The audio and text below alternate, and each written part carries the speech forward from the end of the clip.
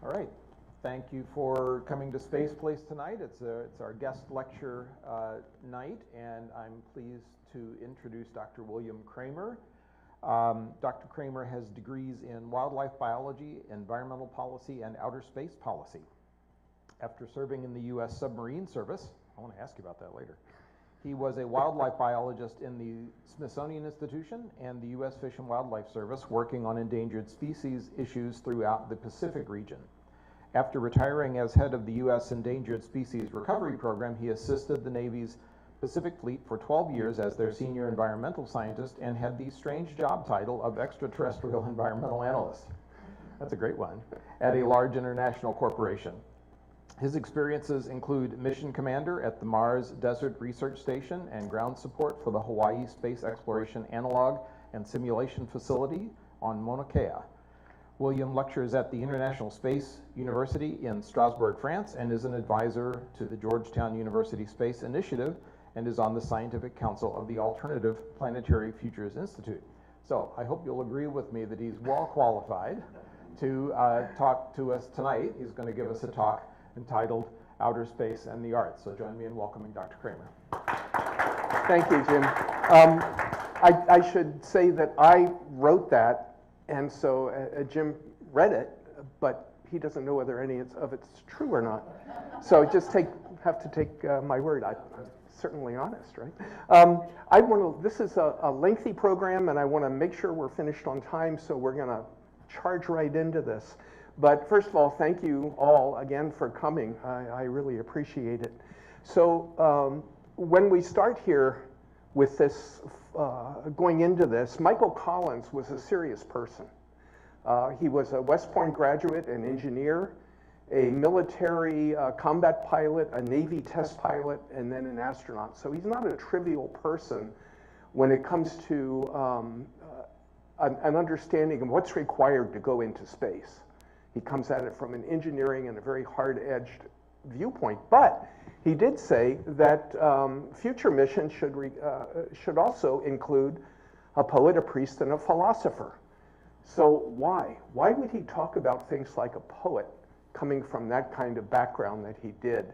And I think the reason is because that in order to fully understand the science, especially of things like engineering in space, you have to tap into that right brain, intuitive, artistic side, and bolt that together with your logical brain to create things that are actually going to accomplish your goals. So the arts are important. And as we can see in this diagram, the arts and the sciences feed each other. It's a cycle. You can't have the sciences really without a degree of art and imagination and that kind of right brain thinking. And the arts, of course, require some knowledge of the sciences to be able to be fully effective as a medium. So the best person that exemplifies this, I believe, was Leonardo da Vinci, of course, a fantastic artist, way beyond anything that had been produced before, and an amazing scientist, inventor, and certainly an imaginative person. So he's an example of how the arts and the sciences can work together. And we'll see how that develops when we get into space. This is a Polynesian stick map used for navigation. And they're made out of bamboo strips with little cowrie shells tied onto them that denote where reefs are, islands are. The sticks represent wave patterns, wind patterns. Sometimes migration patterns of birds are added to these. And the hokalea, a Hawaiian voyaging canoe, which is out doing, I think they've logged something like 20,000 miles now, navigating in the Pacific using traditional methods, including stick maps like this. And it is an art form as well as a scientific instrument.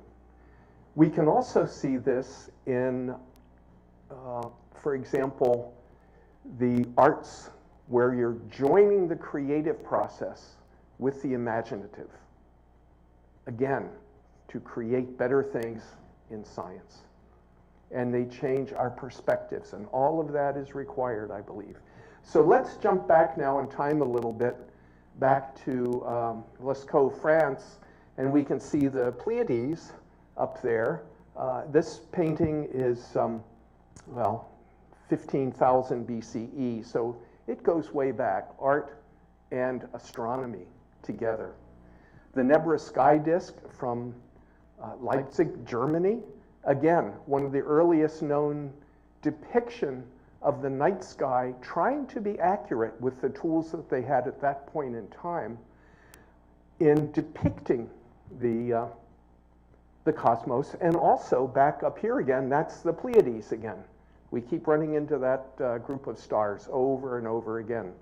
The Duanhang star map, again from China, an incorporation of not only astrology and astronomy, but coupling that with art. And the art was integral to these tables of astronomical sightings. So the art contributed directly to the understanding of the mathematics and observation of those times. And similarly, the other side of the globe in Madrid, the Madrid Codex, which is Mayan, so New World cultures, again, incorporating art into the scientific explanation of astronomy and astrology at that point, and making it real to the people who are using these charts and trying to understand and gain an insight and inspiration from the kinds of data that was in that calendar.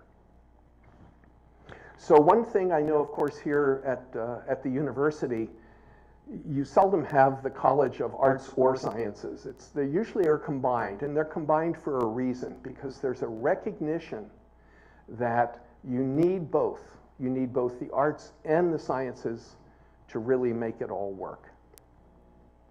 And the various space agencies around the world, in this case, NASA, who we're all familiar with, European Space Agency, JAXA, the Japanese Space Agency, and others incorporate art directly into their programs as a way of advertising what they are doing and also to secure public support, which is something we'll get to in just a minute that's very important about art. So let's start with some specific art forms and see what they have to say about outer space.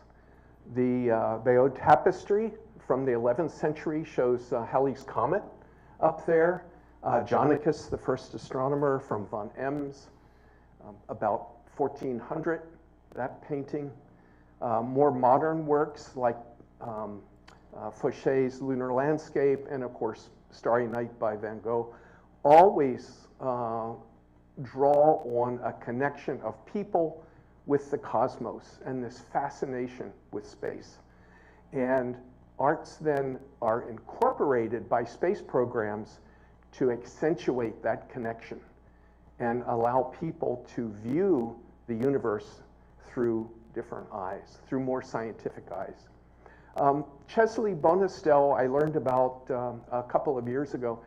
Just a quick question. How many of you in here might have heard of Chesley Bonestell before? There we go, one. Okay? That's usually about the reaction we get. But the interesting thing about Bonestell, and before I forget this, YouTube, if you look up A Brush with the Future, there's a terrific documentary about his work. So you may not know his name, but you will recognize his art, I guarantee it, when I start to show some examples of it. So this was from 1944, Saturn seen from Titan. And this is very typical of Bonestell's work. And so maybe you're beginning to say, yeah, I've seen things like that. Because during the 1940s, 50s, 60s, I think he must have done hundreds of science fiction book covers, magazine articles, all kinds of incorporation of this kinds of art. And he is considered the father of space art.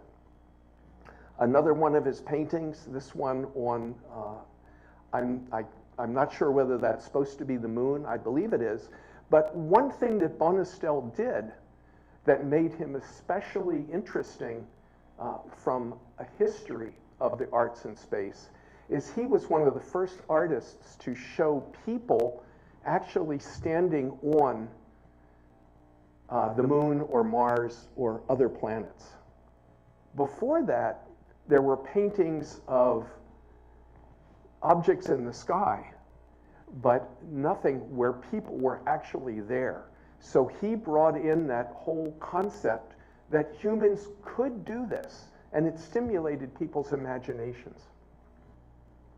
In the 1940s and 60s, that entire period, these are another of his hundreds of paintings, and you begin to see they start to look similar. He was one of the first to paint rocket ships that look like the V-2 rockets out of Germany in World War II. But again, showing how people might live, imagining how people might live on other planets and other worlds. And he had worked with Wernher von Braun, of course, with the US space program, in advertising that to the broader public and making space real to especially the American public. And this photograph, of course, was taken during the days of the space race between the United States and the Soviet Union. And so selling, and I don't want to make it sound like too much of a negative, but selling space to the American public, art played a very significant role in that. Here's another magazine cover, and again, I'm sure you've all have seen these kinds of images in artwork. And then, of course, I always like to go to Catwoman on the Moon. And I jokingly always say this is probably one of the finest movies ever created in the history of the universe. It's absolutely horrible as a movie, but Bonistel did the background paintings for this. Again, it's on YouTube if you feel like investing about 70 minutes or so in this movie. You can find out how Catwoman on the Moon ended up actually becoming quite tame after the Americans landed and solved all the problems. So Bonistel was involved in all kinds of art projects, not only book covers, but also even in Hollywood. So I mentioned that Bonistel is considered the father of space art.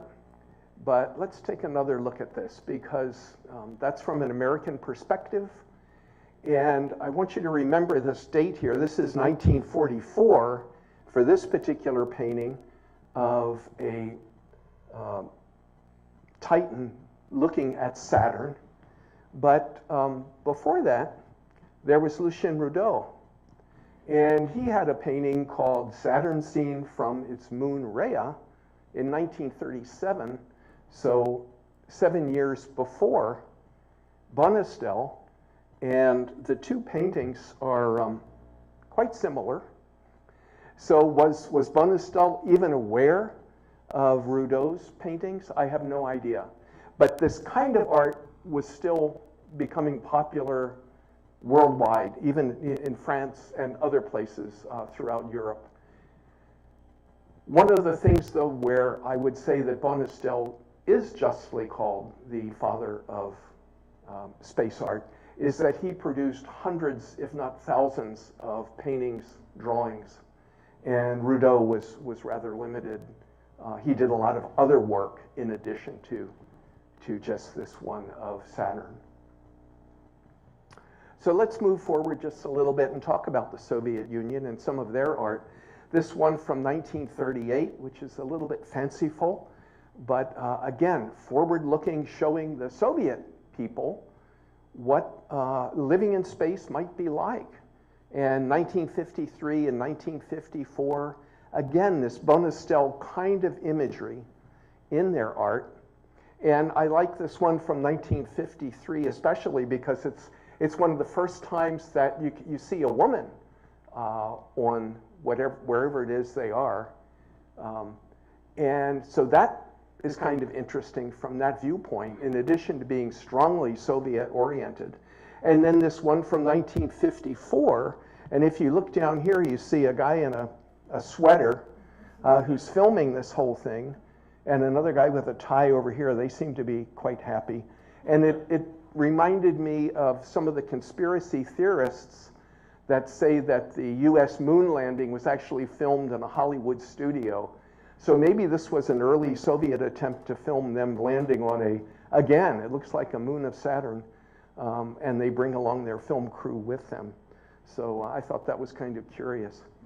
Over in Czechoslovakia, Ludek Pezek, a different kind of approach then, another sort of step in imagining people on these other worlds. You can see over in this area, there's 3 people sort of just jumping up in the air for the fun of it, having a good time, and it looks like a survey crew working here, but this looks like a moon of Mars and looking at Mars in the distance. So again, it's a way of conveying that space is not only possible, humans going to space is possible, and selling it to the public, which is important, and also showing that it's not all serious, that these are adventures. And as adventures, there's going to be some fun involved in the whole experience. Schematic style and schematic art is important, mainly because what of course this kind of art does is it takes blueprints and turns them into something that a finance committee in Congress can understand. So if you're seeking funding and you go in with blueprints of these kinds of vehicles and satellites and space stations or whatever they are, it's not going to have the impact that art will. So using art as a tool to sell a space program not only to the public, but to sell it to those who are going to be funding you, whether it's government or private concerns, is important. So schematic style, schematic kinds of art are very important.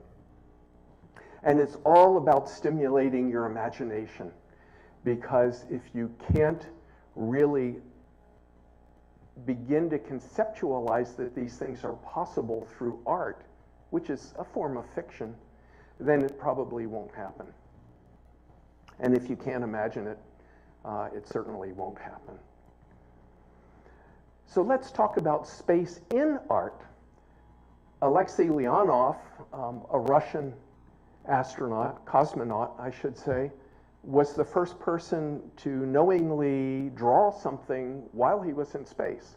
And Leonov, if you are up on your space history, he was one of the first people to do a spacewalk.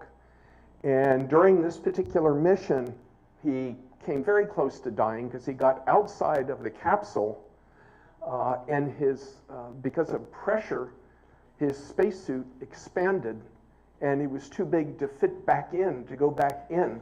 So he had some dicey moments there and came very close to dying through the experience. But he also took up some colored pencils and made this sketch of the sun rising over the edge of the Earth. And that's the first time we know about someone actually doing art in space. And it's kind of crude and primitive, but you know, he was under a little bit of stress there. So, and other of his work is, I mean, he is a talented artist, so this wasn't just a scribble. But I think the fact that he even took colored pencils along with him is a testament for him. So art helps us to do all this imagination, and like I've been hinting at before, it's also a way to control public support. And so here we get into propaganda art about space. And I don't want to say that propaganda is bad. It tends to have a bad connotation with a lot of people. But all propaganda is that you're, in the form of art, is that you're creating art to sell an idea or a perspective. And of course, it's often nationalistic in the current use of propaganda. So let's take a look at a couple of these kinds of arts. This, for example, has nothing to do with engineering, nothing really to do with the space program, but it's an image that inspires you to support the program, which of course is very important. And there's a lot of little things buried in here. This fellow is looking, back to the past, and then of course marching into the future, and some notable space figures there, and all the support staff back in the clouds there. So this is definitely propaganda, but it's also beautiful art in its own sense, and certainly has an impact on developing space programs.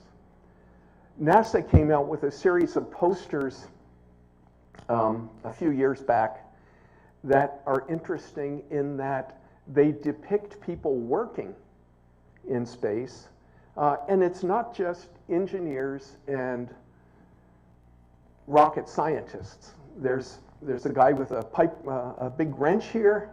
There's welders. There's surveyors. People doing all kinds of things. Looks like a welder up there, or a riveter. I guess that's a riveter, assembly required. And the purpose of these is to show the person who, let's say somebody lives in Madison and they're a riveter. What should they care about the space program? How is it personal to them? One thing that these kinds of posters do and have done is show them that even though they may not be going to the moon to rivet, that they can identify better with the astronauts that are going there. It's not just those brainy scientists that are going off there.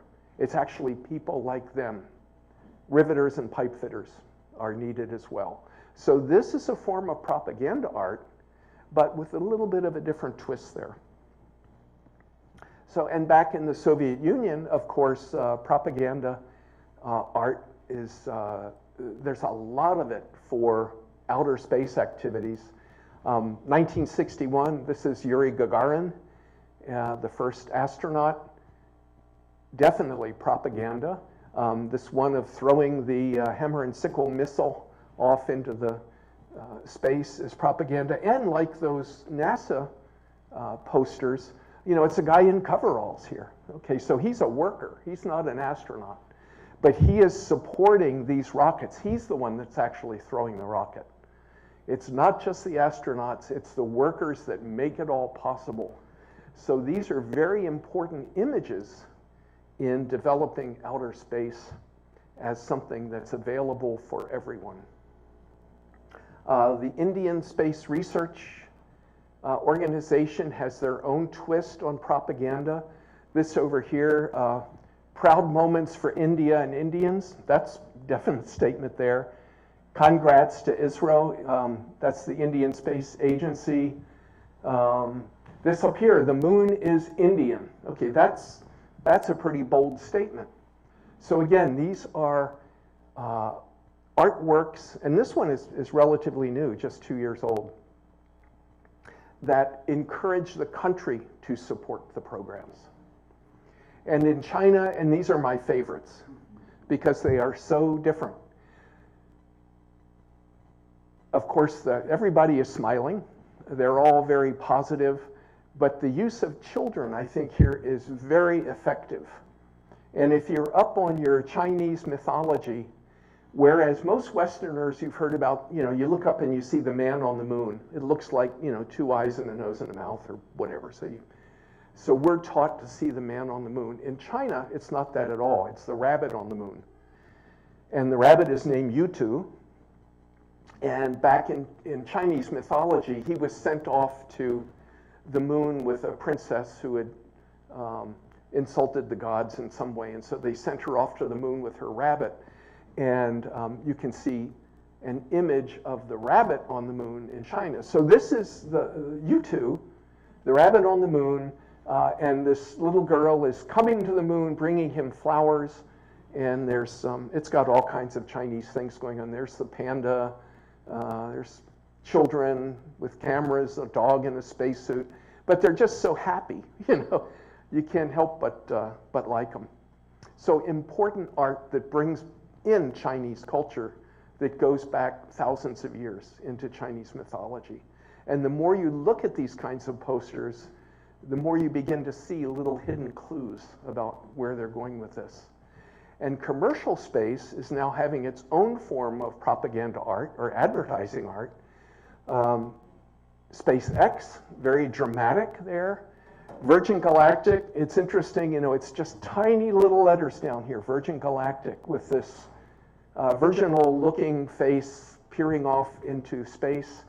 And then Blue Origin is definitely trying to make a connection there with a different younger demographic. So all of these are evolving, and it's going to be fun to see where these kinds of artworks are going to be in another 10, 15, 20 years. One thing that, another form of propaganda is that space art sometimes draws on these myths in the West of human colonization, European colonization of North America. So this image here, we've all seen this kind of artwork before. Maybe it's 1840, I'm pulling that number out of the air, heading from right to left, so heading west into the American frontier, looking for new opportunities. And I point out here, you see the person with the child walking by the wagon, and the oxen are pulling it along, and they're all moving off into this bold new frontier where everything is going to be new and fresh. This is a poster I ran across from the Mars Society, which is definitely a pro-space private organization. The exact same imagery is now on Mars, even down to the child there. But instead of oxen, they've got these motorized vehicles. So this kind of art is still drawing on old mythologies. Of course, in China, it was the rabbit. Here, it's even a little more blatant of moving into the West, right to left. And here, they're moving right to left again to draw on that American frontier imagery. So it's important. And of course, Mars, the next frontier, that sort of gives it away, I guess. So let's talk a little bit about photography very quickly. The first photograph of a star other than our sun was from 1850, so that's quite a ways back. This particular picture, Earthrise, phenomenal photograph taken by Bill Anders in 1968. And then, of course, that became iconic for a number of reasons and incorporated. We still see it turning up today. Back in 1970, I had a whole Earth catalog. I don't know if any of you were old enough to have had a whole Earth catalog in 19. I wish I still had it, because these things are selling like crazy on eBay for hundreds of dollars, the original ones. But there, they were using that same imagery on that back in 1970. So as we move into more modern photography, of course, Hubble and James Webb and their images, infrared, colorized, or visible colorized, and colorized James Webb, they're phenomenal. And the impact that they are now having, those images, on not only the American public, but a global public, has been phenomenal. And whether or not you would consider this science or art, it's really both. The two are working together there. It certainly has its scientific, purely scientific value, but as a piece of art, that's what supports the science to be done.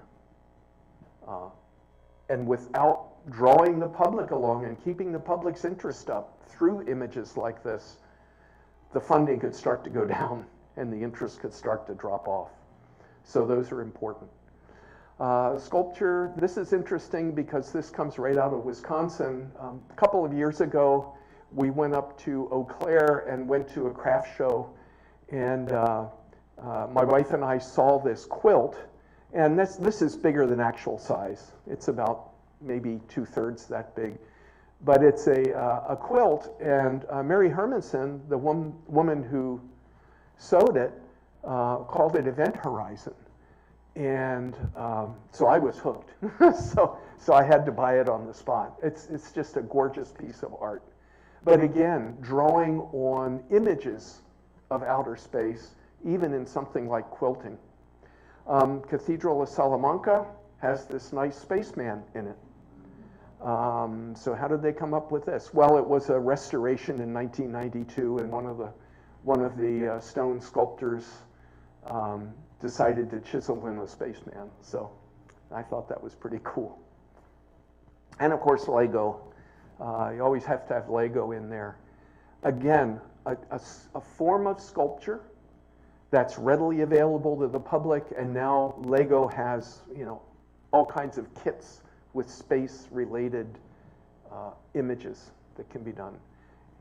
And I saw this photograph of this boy with his paper towel tube space station, and then saw this right next to it, and I figured, this is amazing. So it doesn't have to be fancy to be effective at getting your imagination going. I know goes way back, the late 1950s, I was building space stations with Duco cement and plastic and making a mess of it. But those kinds of experiences really help reinforce what you're learning and creates a thirst for learning more about, okay, how does this thing work?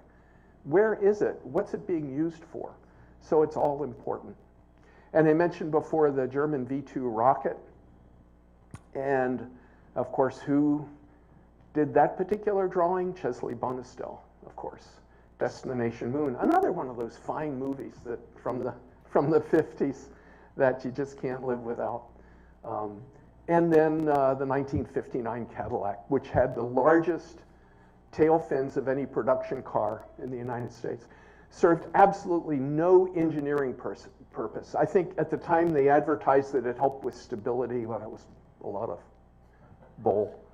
And the tail lights still look like rocket exhausts. So this, of course, was 1959. So again, the height of this, getting into that competition with the Soviet Union, everything was sort of space back then. Jumping over to literature and poetry, Lucian of Samosata probably wrote the first science fiction book, and he did it under the guise of science fiction. He was actually a social critique, but if he wrote it as a social critique, he would have been stoned to death or something, so he called it science fiction, and a lot of science fiction does that. Also, Johannes Kepler wrote science fiction. Somnium, The Dream. And you can see here that it was published 4 years after its death. And the reason for that was that he didn't want to run afoul of the church and get accused of witchcraft.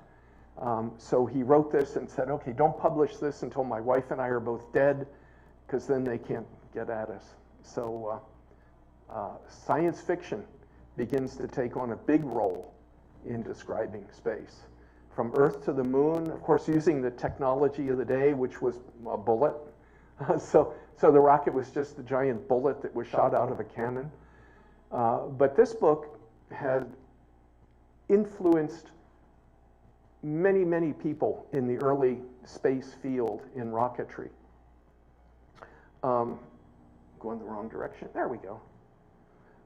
Konstantin Tsiolkovsky also wrote science fiction. He's the quote-unquote father of Russian and Soviet space program. An interesting guy, a fascinating person. But he wrote science fiction in 1896, and it was a way of, through science fiction, of talking about concepts of what he thought about rocketry and going off to these other worlds. He described space elevators, for example, and orbital trajectories back in 1896 in the form of fiction. And Yuri Gagarin said it was his favorite science fiction book. I read it. It's not very good. It's thankfully short, but it's important for its period, for that time. Percival Lowell, who discovered the planet X, which then was later renamed Pluto. had seen or heard about the quote-unquote canals on Mars, and then went ahead and published 3 books on those canals and speculations that there might be intelligent Martians up there. And if you look at these dates, 1895, 1906, and just by some total coincidence, in 1897, H.G. Wells writes War of the Worlds, which was important because it was the first time that a significant work of fiction depicted aliens as being hostile and coming to Earth and sort of hunting humans. So it was all because of Lowell and his telescope and seeing what he thought were canals on Mars that then fed directly into this. And then, of course, Orson Welles, no relation to H.G. Wells, and his radio play on Halloween that caused all kinds of mischief back in 1938 when people thought that the broadcast was real and that the Earth was being invaded by Martians.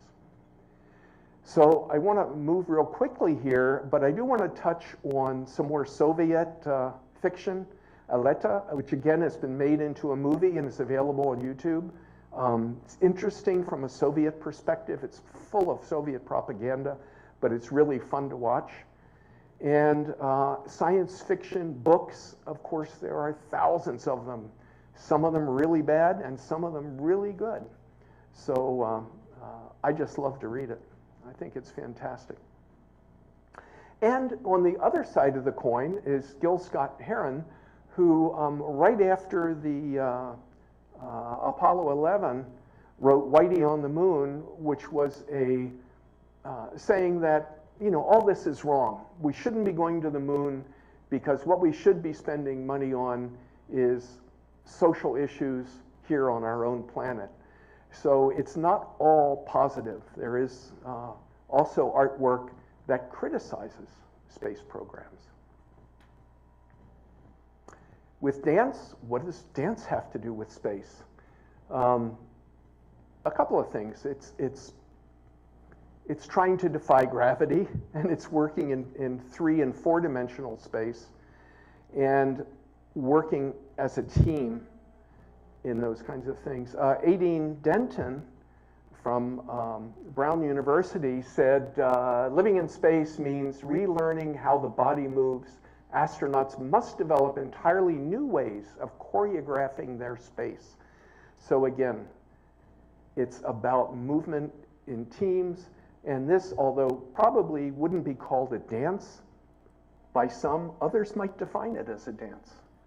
And it has social cohesion factors, and of course in weightlessness, anybody can dance in weightlessness, right? So this is Stephen Hawking from 2007. Film and television, Trip to the Moon, again from Jules Verne, drawing on that. Some early work in film, 1902. Again, all of these are on YouTube, and they're really fun to watch because they give you a perspective what people thought space was like back then. During the 1930s, all of these shorts and serials that were in movie theaters are fun, and what I told some folks from NASA is that in looking at this, if you can see there's these white lines, and I think it has something to do with their ability to fly. So maybe they should look into that as, you know, an alternative to rockets. But I have no idea what those white lines might be. Space Patrol, if you're in an older demographic, I remember Space Patrol, I'll put it that way. Snappy uniforms, but again, now it's, you know, adventuring out into space, which is a common theme. And then even marionettes with Fireball XL5, which if you cut the strings, what does it turn into? You just take those strings away and it turns into Star Trek. So one leads directly into the other. And I'm not going to say anything more about Star Trek except that thousands of people have said that this was their inspiration for getting involved in either space or the sciences or some kind of field like that. And many, many other television and movie things, Solaris, and Three Body Problem, from Soviet Union, China, and the US. So it's pretty much everywhere. There's Indian science fiction space movies. Pretty much anywhere you look on the globe, this kind of work is coming up. So they all explore social issues as well as engineering issues, and they begin to tie those all together. And they reinforce the reality of going into space. They get you to believe it, and by getting you to believe it, then you can actually do it. So with music, Gustav Holst's The Planets is just one example, drawing on the mythology of astrology. And of course, many orchestral works are based on space themes, and John Williams continues to crank them out. David Bowie's Space Oddity. When Chris Hadfield, I don't know if you've seen the clip, it's really worth watching on YouTube. Chris Hadfield, the Canadian astronaut, sang Space Oddity. It's had over 55 million people have watched that. And I wonder how many people watching that who may be 14 years old, 15 years old, 12 years old, 25 years old, have watched that and thought, that is really something, I want to do that. I want to get involved in space. So these kinds of things can really bring you in. This is something called the Sonification Project through NASA. And what happened here was Kimberly Arcand, who's heading it up, decided that they wanted to take these kinds of images and make them accessible for blind people. So I'm going to play this clip real quick. What she did was she took musical input, actually in this case it's electronic, some of them are orchestral, and tied those to the wavelength spectra that are generated by this image. So let's give this a listen here.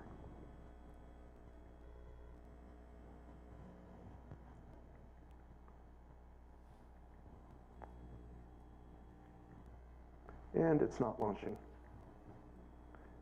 So we can skip it. Try clicking on Clicking on the image. touchpad. I hit enter. Trust me, it's really good. You can go, it's on YouTube. If you go to NASA Sonification, it's there. But it's a very interesting way of depicting that information.